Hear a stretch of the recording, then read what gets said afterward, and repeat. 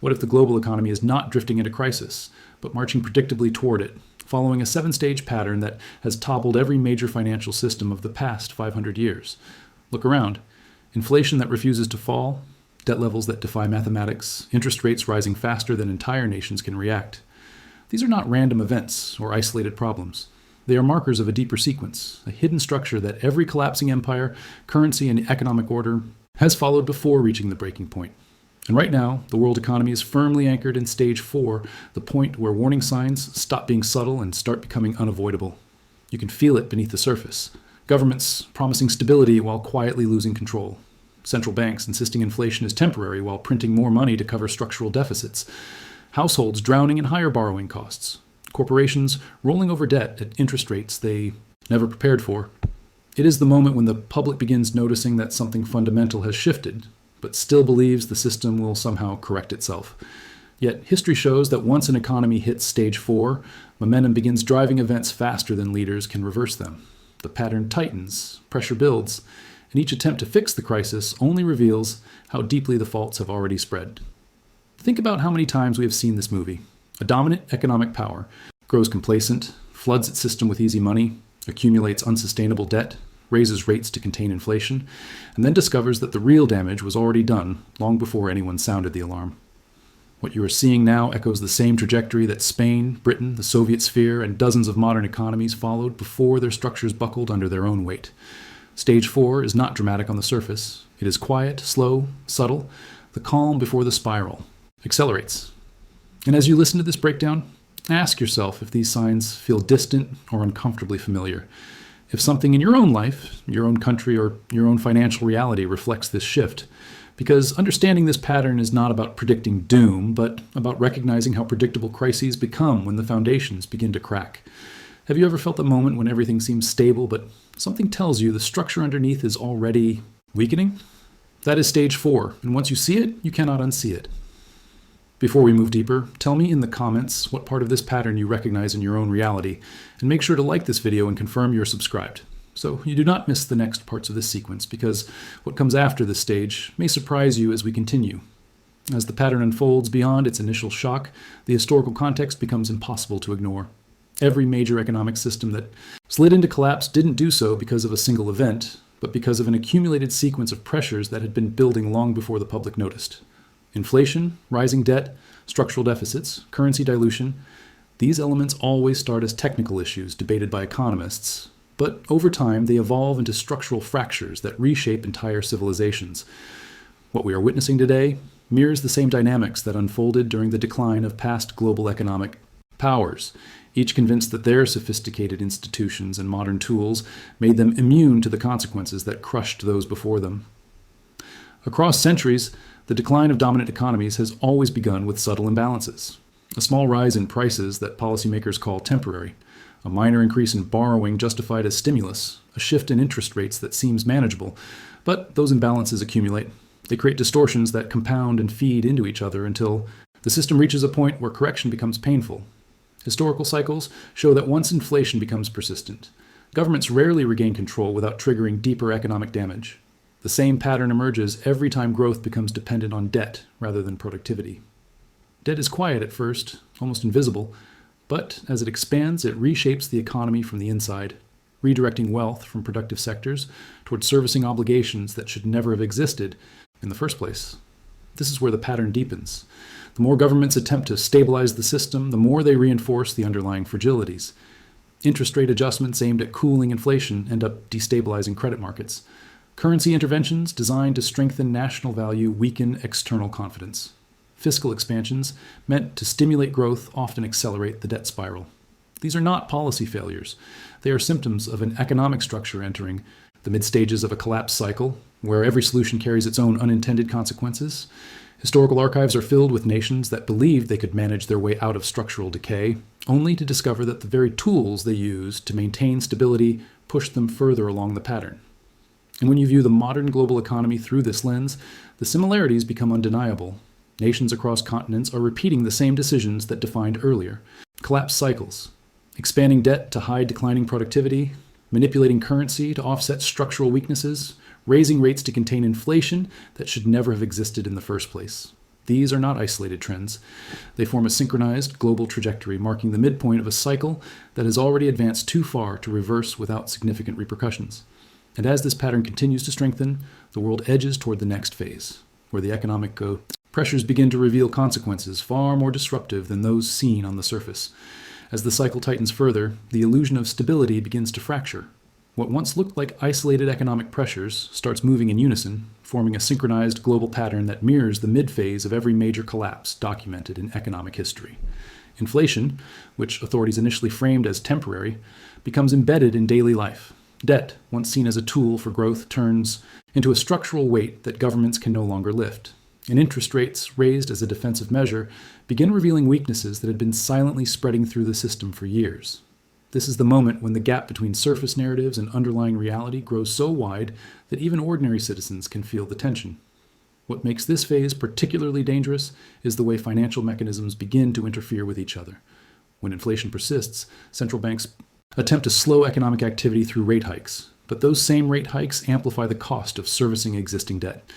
Governments that relied on cheap borrowing suddenly face interest obligations large enough to cannibalize social spending, infrastructure, and long-term investment. Corporations that expanded aggressively during years of near-zero rates now struggle to refinance their obligations at levels that destroy profitability.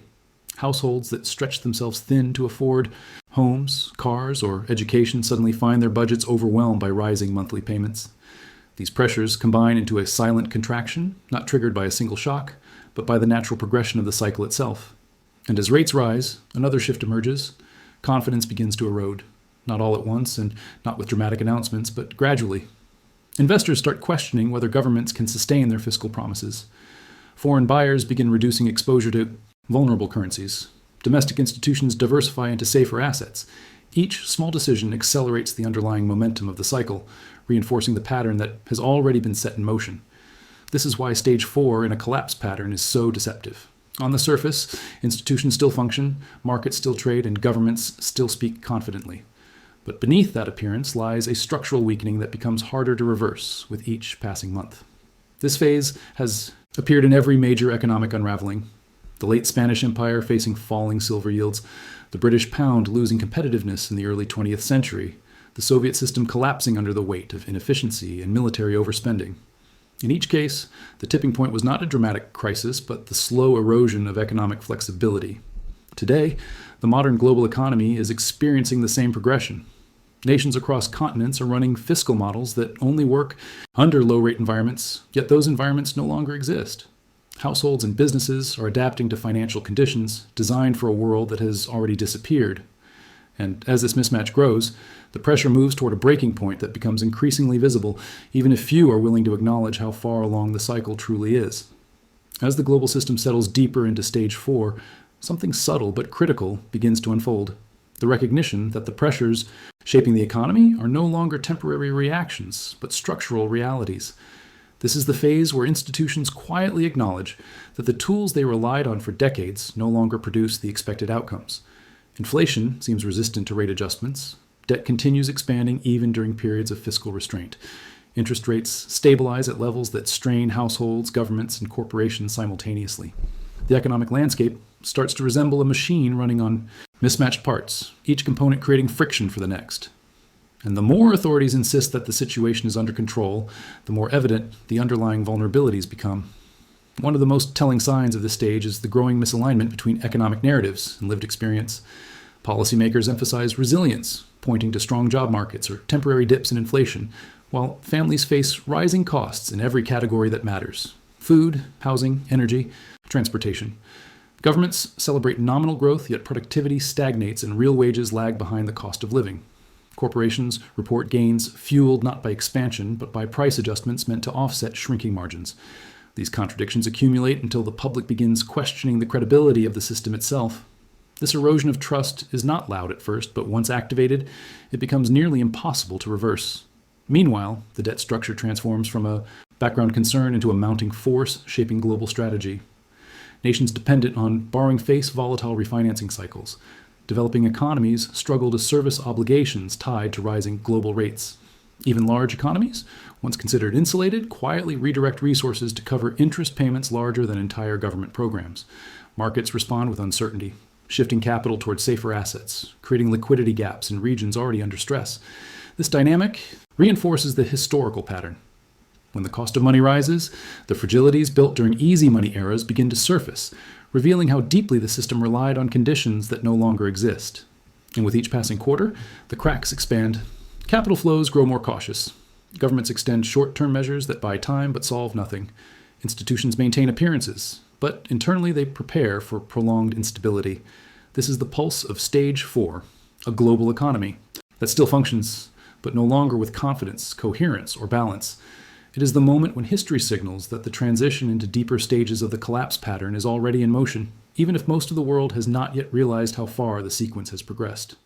As the system pushes forward through the midpoint of the collapse pattern, what happens behind the scenes becomes even more revealing than what appears on the surface. Decisions that once seemed like routine policy, adjustments now take on a more reactive tone, shaped less by strategy and more by necessity. Governments that built their economic models on predictable growth suddenly find themselves forced into choices that carry long-term consequences. Central banks, once confident in their ability to engineer outcomes, begin navigating with caution, aware that each shift in policy could trigger disruptions in a system stretched far beyond its original design. This is where the underlying machinery of the global economy starts to expose its limitations. In this phase, debt stops functioning as a tool and becomes a constraint. During years of low interest rates, governments, corporations, and households expanded their obligations under the assumption that the cost of servicing them would remain manageable. But as rates normalize into higher ranges, those assumptions unravel. Governments redirect budgets toward interest payments, hollowing out the capacity to invest in infrastructure, education, or long-term development. Corporations cut back on innovation and expansion to maintain liquidity. Households postpone major life decisions, tightening their spending and reducing economic participation. These shifts, subtle at first, gradually accumulate into a structural slowdown that policymakers struggle to counter. At the same time, the global financial architecture begins to reveal how interconnected vulnerabilities can multiply. One nation's fiscal crisis triggers capital flight in others. The corporate default in a major market undermines confidence across entire sectors. A currency devaluation in one region impacts trade balances and debt repayment schedules in another. The economic world is no longer a collection of independent systems, but a single, tightly interwoven organism where stress in one area accelerates weaknesses elsewhere. And the more integrated the system became during the era of globalization, the more synchronized the consequences are when pressure increases. Meanwhile, the narrative surrounding these developments grows increasingly strained. Leaders insist the turbulence is temporary, a natural cycle, or the result of external shocks rather than structural decline. But history shows that this phase always arrives right before the next escalation. It is the moment when data begins contradicting official statements, when market reactions grow more volatile, and when institutions start preparing contingency plans they hope never become public. The contradictions between what is said and what is quietly anticipated become part of the atmosphere, shaping behavior at every level of the economy. And as these internal fractures deepen, the system moves closer to the threshold where the pressures of debt, inflation, and tightening financial conditions converge into something more disruptive. The pattern continues its progression, and the world edges toward the next stage, where these long-buried stresses begin to materialize in more visible and irreversible ways. As the cycle advances, the deeper structural patterns that have shaped past economic collapses begin to reappear with striking clarity. These patterns are rarely noticed in real time because they unfold gradually, almost silently, beneath layers of policy announcements, market fluctuations, and political speeches. But once the system reaches this point, the parallels with previous decline cycles become too consistent to ignore. It is here that history's hidden architecture reveals itself. The repeated sequence in which economies expand beyond their productive capacities rely increasingly on financial engineering and ultimately lose the very stability that once defined their strength. This stage exposes the long-term consequences of decisions made years or even decades earlier. Periods of artificially low interest rates encouraged excess borrowing, not only from governments, but from corporations and consumers who believed the conditions would last indefinitely. Investments flowed into assets inflated by cheap credit rather than into sectors that build real economic resilience. Entire industries grew dependent on liquidity rather than productivity. And when interest rates eventually rose, the structural weaknesses buried beneath this expansion surfaced all at once, tightening pressure across every level of the system. Another historic pattern becomes visible, the divergence between financial markets and the real economy. Markets may continue to signal Optimism because they are buoyed by institutional momentum, algorithmic trading, or selective interpretation of data. But beneath that facade, production slows, supply chains strain, and household purchasing power erodes. This disconnection is not new. It appeared in the final decades of the Spanish Empire when financial speculation masked declining industrial output. It emerged in pre-WWI Britain, where London's banking supremacy obscured the loss of manufacturing dominance. It manifested in the late Soviet period, where official statistics painted a stability that grassroots reality contradicted. Today, the same split is forming, markets that look resilient on the surface while the economic foundation weakens in ways that cannot remain hidden indefinitely. And then there is the behavioral dimension, the part of the pattern that mathematics alone cannot explain. When societies sense instability, even if subconsciously, their decisions begin to shift. Households save more and spend less. Businesses delay expansion. Governments become reactive rather than strategic. These shifts, repeated across millions of participants, create self-reinforcing momentum that accelerates the cycle. Confidence, once shaken, rarely recovers without significant structural change, something modern institutions are often unwilling or unable to implement early enough. This is the stage where historical hindsight provides its most valuable insights. The signs that felt ambiguous in earlier phases now align into a coherent trajectory. The system is not failing suddenly. It is following a sequence observed across centuries. The same pressures, the same imbalances, the same slow erosion of stability. And as these patterns solidify, the economy moves even closer to the next threshold, where the consequences of years of accumulated strain become far more difficult to contain or disguise.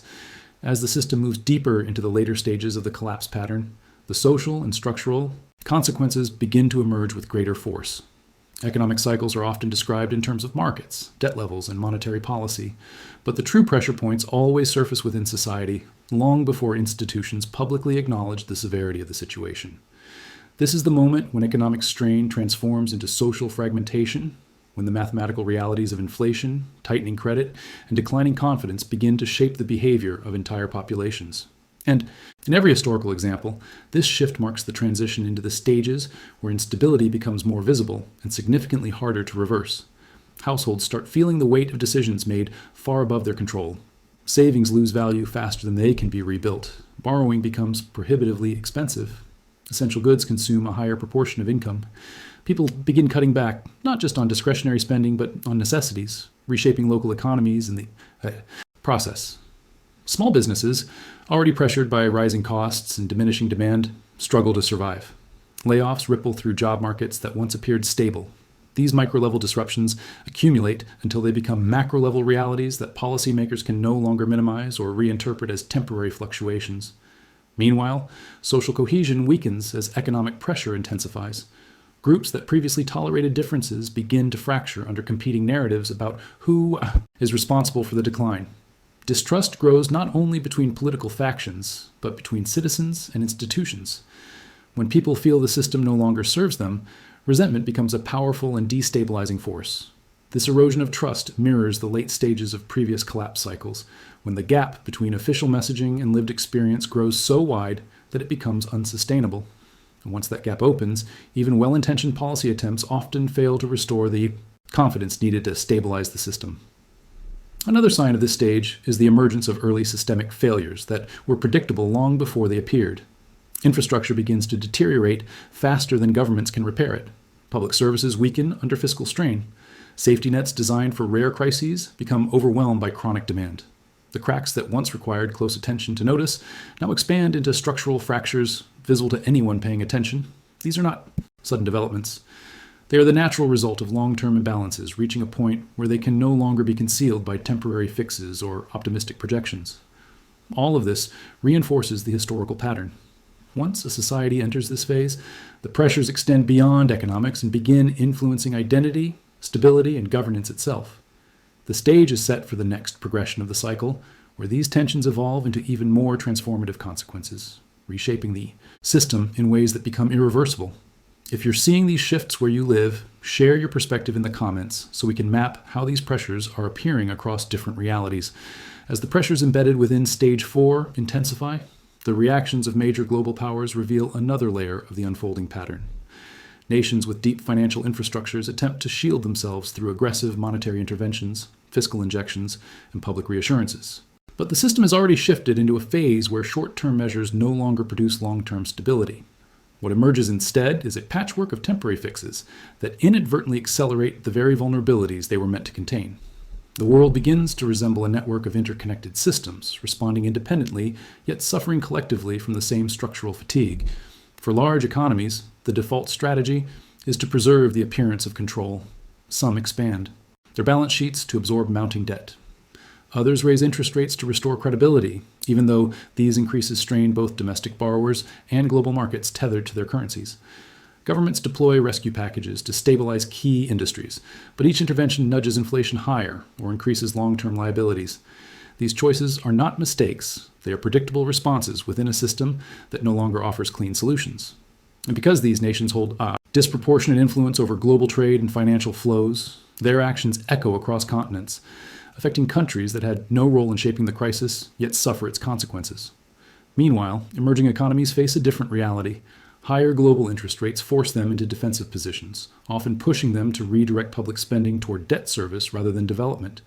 Currency depreciation raises the cost of imports, triggering inflation in regions already vulnerable.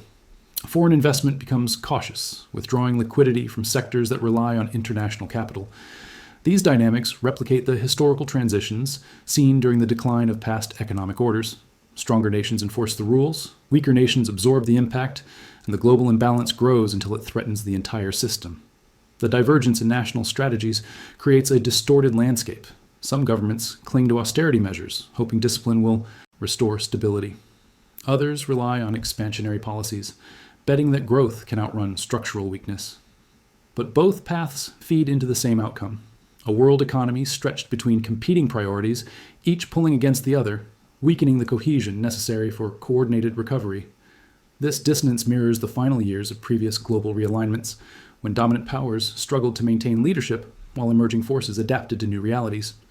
Yet the most telling sign of this stage is how quickly geopolitical tensions begin to intertwine with economic policy. Trade disputes intensify, alliances shift in response to resource scarcity, supply chain vulnerabilities, or strategic repositioning.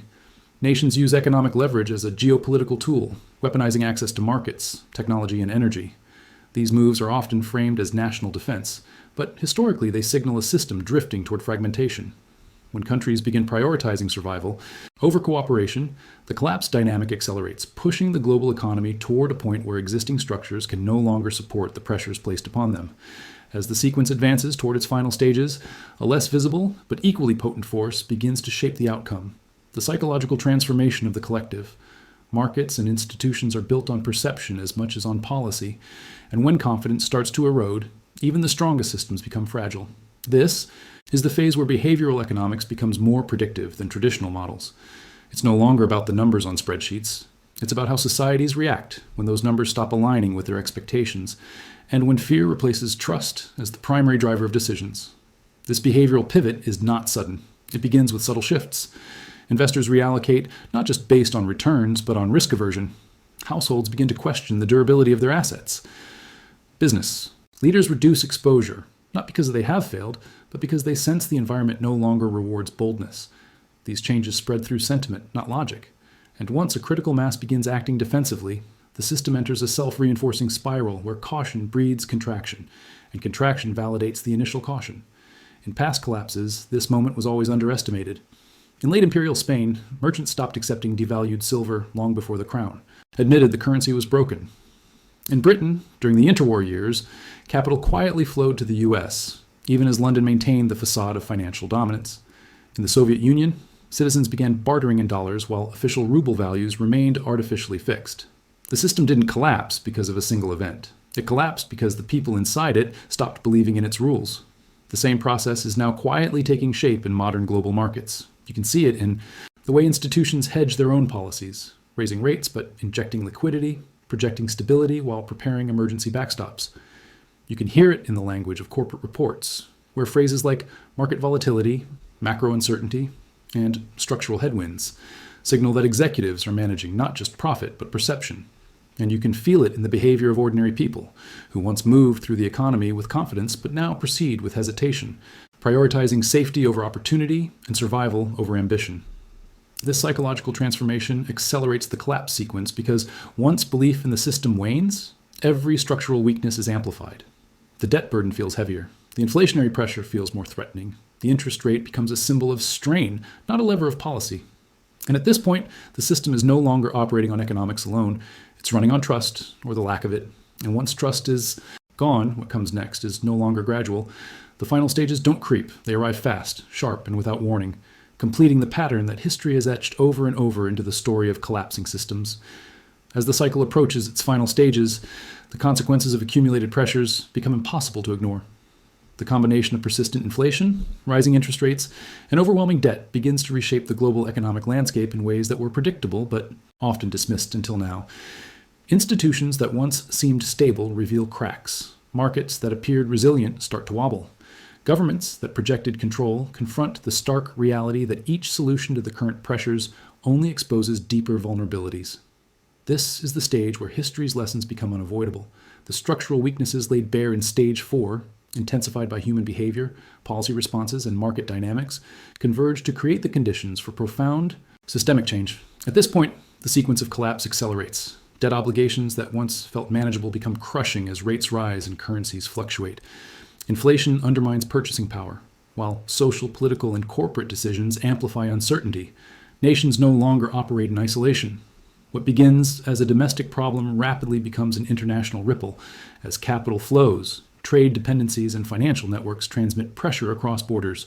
The interplay between policy and perception intensifies, creating feedback loops that make the eventual outcome less a matter of chance than inevitability. Each action, each hesitation, each recalibration contributes to the momentum of the cycle, pushing the global economy closer to thresholds once considered theoretical but now dangerously tangible. Yet, even in the face of these pressures, opportunities for awareness and preparedness remain. Recognizing the pattern, understanding its stages, and monitoring the indicators that accompany each phase empower individuals, organizations, and nations to anticipate consequences rather than react blindly. History shows that those who study the sequence can position themselves to mitigate personal and systemic risks, even if they cannot control the broader outcome. The critical insight is that collapse follows a predictable rhythm, and knowledge of that rhythm is the only tool capable of providing clarity amid apparent chaos. If you followed this analysis to the end, take a moment to engage. Leave a comment with the phrase, "This message was for me," to show that you've internalized the patterns and understand their significance. Like the video if the insights resonate, and make sure you're subscribed so you can continue exploring how the stages of economic collapse unfold in real time. There's a next video that expands on these dynamics, offering deeper insight into what happens when Stage 5 and beyond take hold, and it will help you connect the dots of this complex global sequence. Click through and continue with me to see how the next stages might redefine the economic landscape before our eyes.